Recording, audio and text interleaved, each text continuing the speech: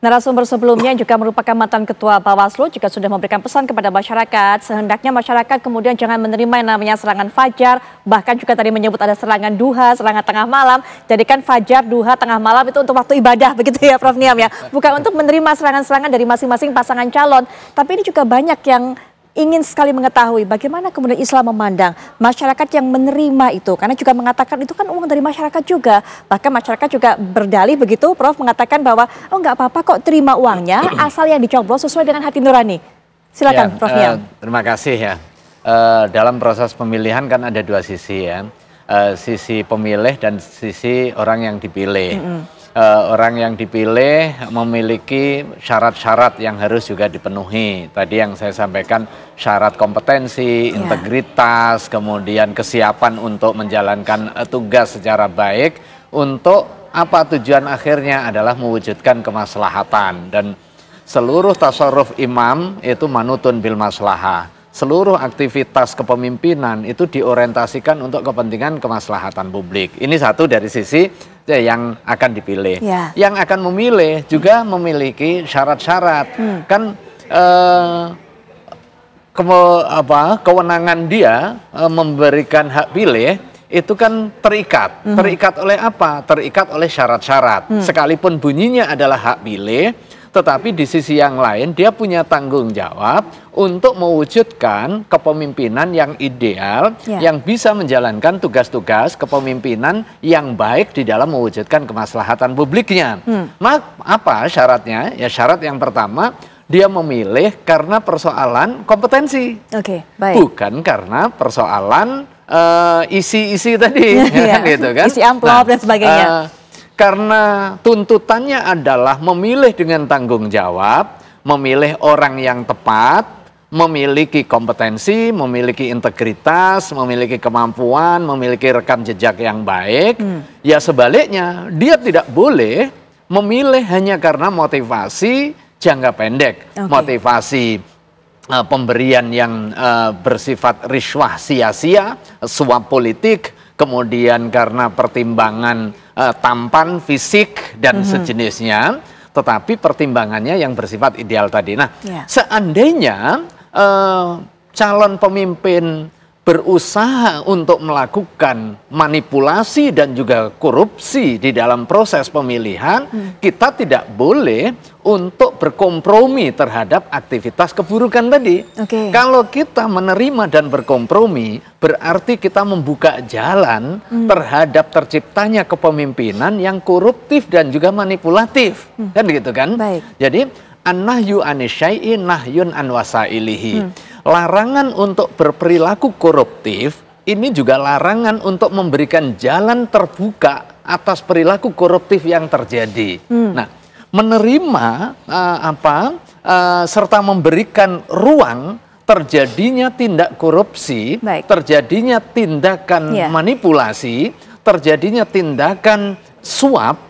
Ini berarti kita sudah berkompromi terhadap tindakan suap dan kemudian akhirnya kita juga ikut menanggung dari proses kepemimpinan yang diperoleh dari mekanisme suap yang tidak dibenarkan tadi. Saya kira ini perlu kita edukasi kepada masyarakat ya.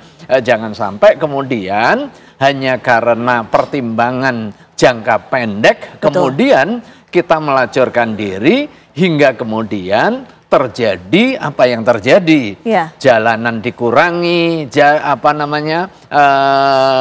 komposisinya, kemudian sekolah juga dikurangi bangunannya, yang akhirnya yang rugi adalah kita semua dalam jangka panjangnya. Pemilih transaksional ternyata masih lebih banyak dibandingkan pemilih rasional. Apakah memang seperti itu peta kenyataan yang ada menjelang pilkada ini? Sekalian juga penutup Pak Jajang. Ya, jadi saya kira gini, ini kan karakteristik voters atau pemilih ini tergantung dari status sosial ekonomi dari masing-masing daerah sebenarnya. Itu cerminan ya, bagaimana kemudian tingkat dari kelas ekonomi masyarakat kita, tingkat pendidikan masyarakat kita, itu yang kemudian nanti berdampak ya pada karakteristik pemilih yang katakan rasional atau irasional atau bahkan primordial gitu.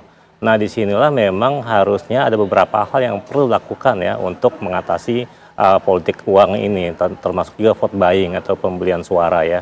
Yang pertama tentu saja tadi di-highlight oleh Prof ya, masalah pendidikan. Bagaimana kemudian kita semua sebagai bagian dalam proses ya menciptakan demokrasi di negeri ini itu perlu memberikan pendidikan politik buat semua lapisan masyarakat. Kemudian yang kedua adalah pengawasan ya terhadap jalannya proses pemilu dalam hal ini pilkada besok gitu. Kita semua harus menjadi pengawas buat proses yang terjadi. Ya, itu yang kedua. Kemudian yang selanjutnya adalah penegakan hukum. Kalau memang nanti ada pelanggaran harus tegakkan. Ya, termasuk tadi ketika Pak Sardini sampaikan bahwa Bawaslu sudah kuat posisinya sekarang dibanding beberapa dekade yang lalu. Ya udah, di situ kemudian 3 hal itu yang harus dilakukan biar apa? Biar money politik kalau nggak bisa dihilangkan diminimalisasi. Kenapa kita harus menghilangkan money politik? Yang pertama dia merusak nilai demokrasi. Padahal sejak tahun 99 kita memilih jalan demokrasi, kita butuh 9 kali pemilu demokratis. Baru 99 sampai 2044 paling minimal. Nah kita baru 5 kali, jadi masih panjang. Jangan sampai setback. Kemudian yang kedua, kalau kita bisa menghilangkan money politik atau vote buying ya, itu kita bisa berusaha meminimalkan budaya koruptif sebenarnya. Karena tadi ya ketika sekarang dapat dukungan, maka setelah terpilih it's time to pay back gitu, saatnya balik modal. Kemudian yang selanjutnya kenapa dia harus dihilangkan juga ya? Karena ketika dia terpilih, maka pemimpin yang terpilih tidak akan melahirkan pemimpin yang berkualitas. Tidak akan melahirkan pemimpin yang mengutamakan kepentingan publik. Karena itu saya mengajak masyarakat Indonesia ya, itu untuk kemudian gunakan hak pilihnya lusa ya di hari Rabu itu untuk kemudian pilih pemimpin di daerah masing-masing, gubernur, wali kota, bupati gitu, yang ada di daerah masing-masing. Ingat, gunakan hak pilih, jangan sia-siakan untuk 5 tahun ke depan.